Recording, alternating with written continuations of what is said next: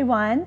Welcome to Your Story is Fishkill Story. It's a community archive that we are going to be handling here at the library, where we interview residents who have lived in Fishkill either their whole lives or a significant amount of time and are kind enough to share their stories with us. Today I'm honored to be here with Willa Skinner. She is a Fishkill historian and also an author. So Willa, thank you so much for being here with us today. Now, have you always lived in Fishkill? No, I have not always lived in Fishkill.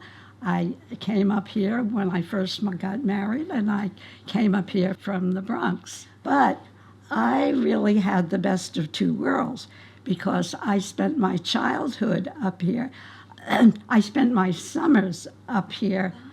My grandparents owned a place in Fishkill, and we called it the summer place, and we used to come up here and swim in Fishkill Creek and things like that. And then in the fall, we would go back to the city.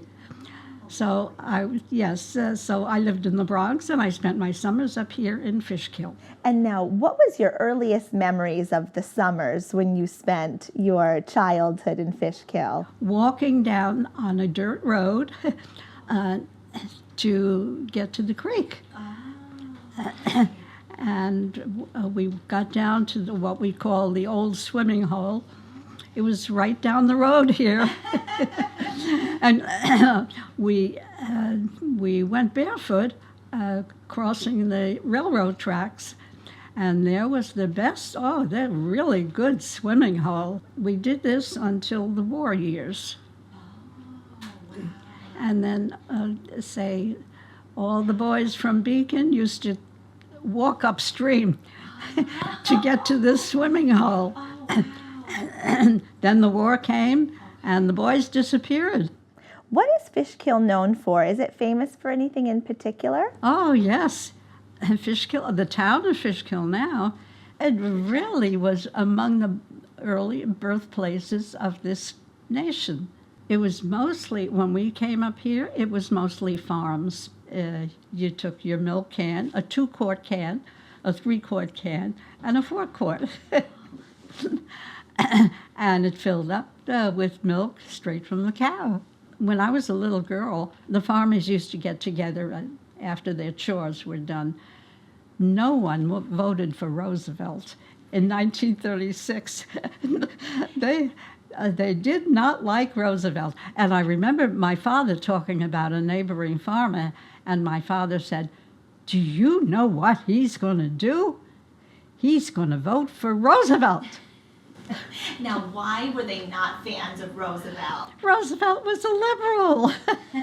Oh my gosh, he would be conservative today, but no.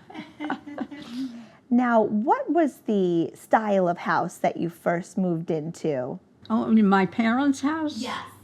And it was farmhouse. I guess they would call it farmhouse style. No particular style, but they call it farmhouse style. That's what the real estate people would call it today.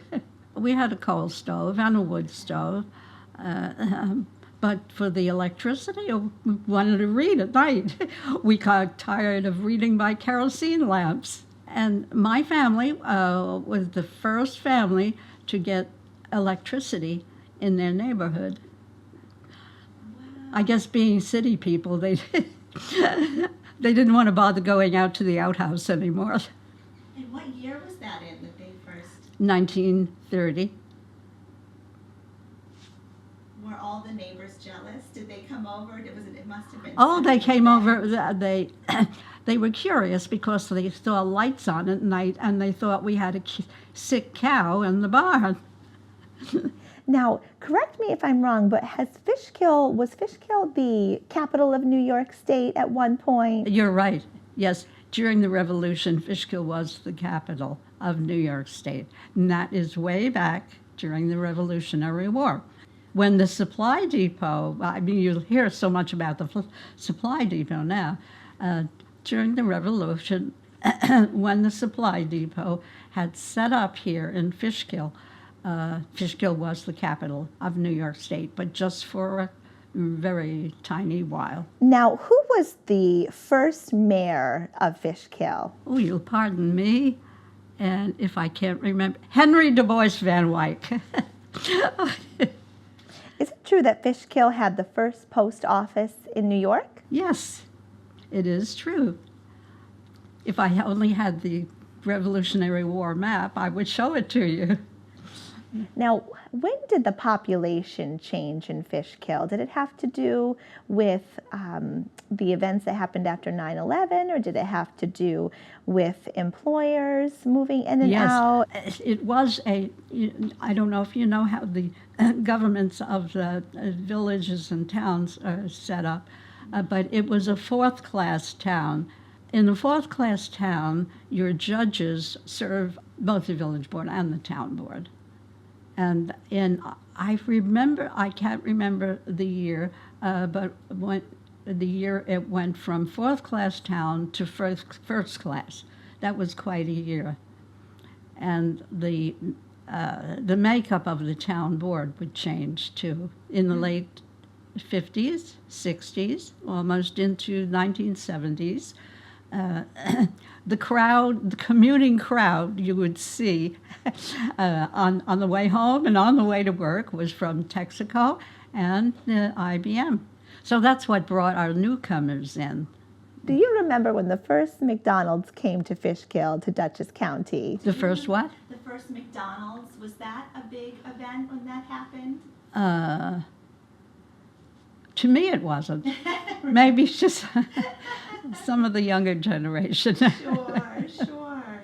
Now, what happened? Has 84 always been a highway that went through Fishkill? Is that something that changed the area at all? Well, when 84 came through, the Van Wyck house was threatened, and the New York State was in the path of 84, and New York State was going to have it torn down.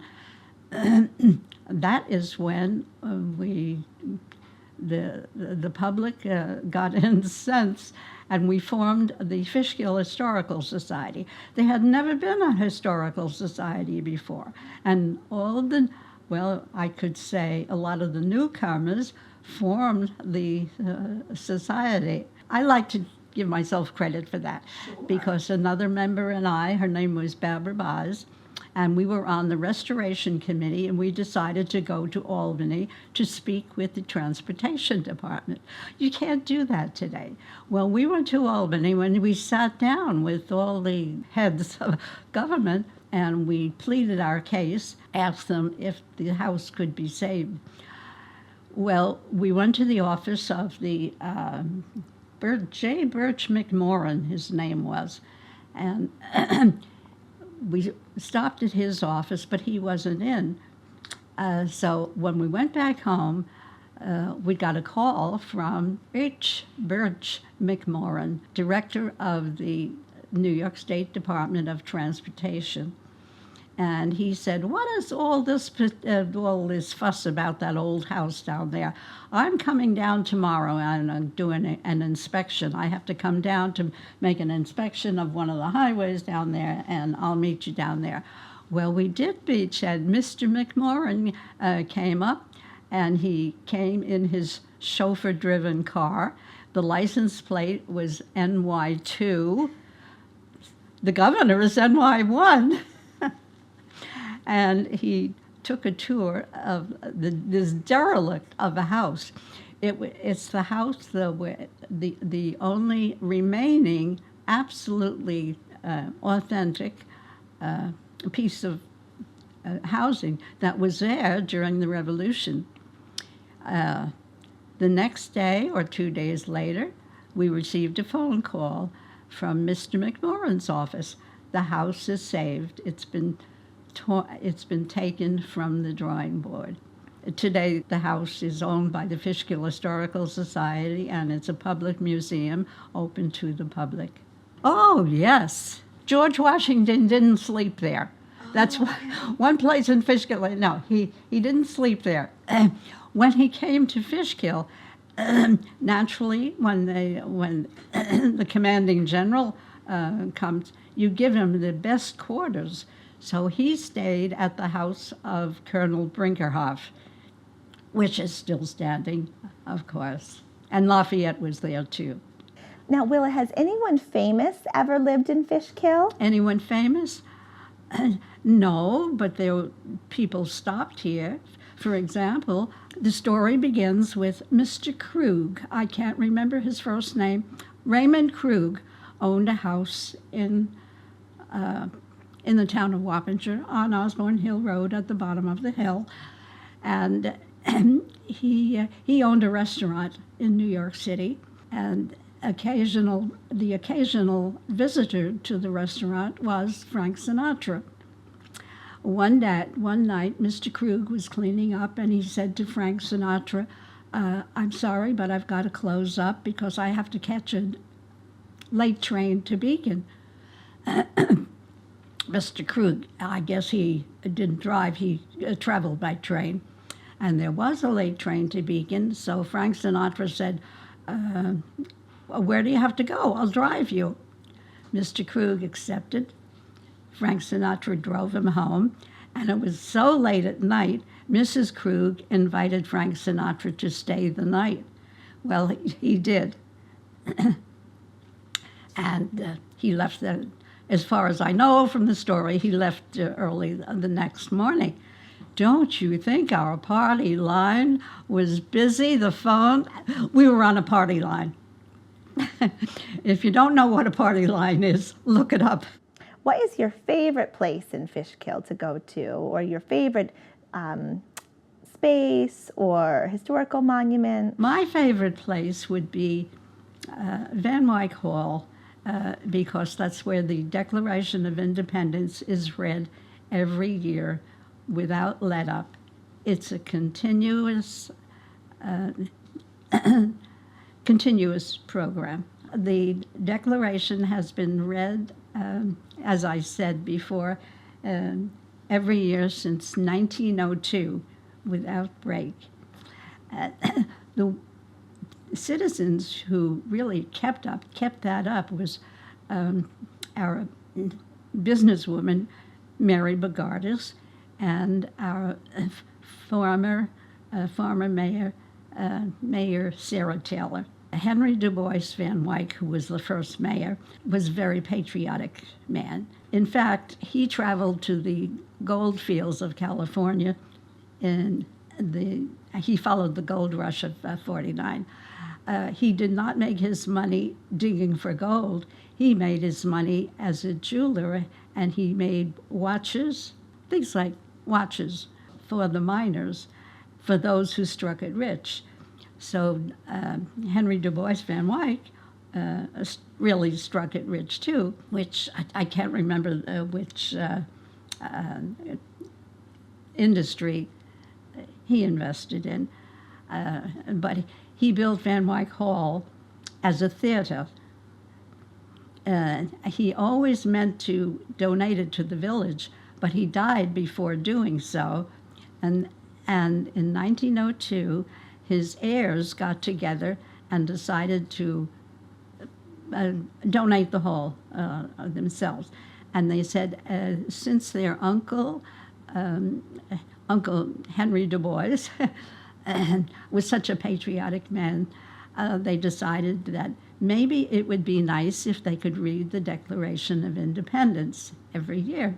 And it has continued every year since then. During wartime, no one showed up to hear the Declaration being read. And Mary Bogardus and Sarah Taylor showed up on the steps, and the door to the hall was locked. So they stood outside in the rain with the rain dripping down and read the Declaration just to keep it up, just to keep up the tradition.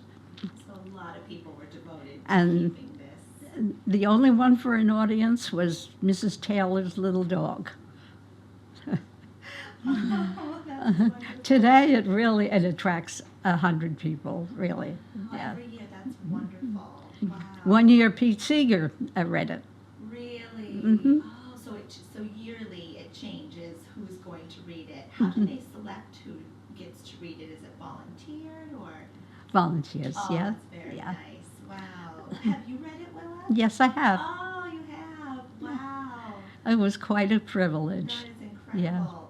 Well, thank you so much. It's unfortunately all the time that we have today. Willa, it's been an honor having you come and chat with us. It's been wonderful hearing about your stories. So thank you so much for coming. My pleasure.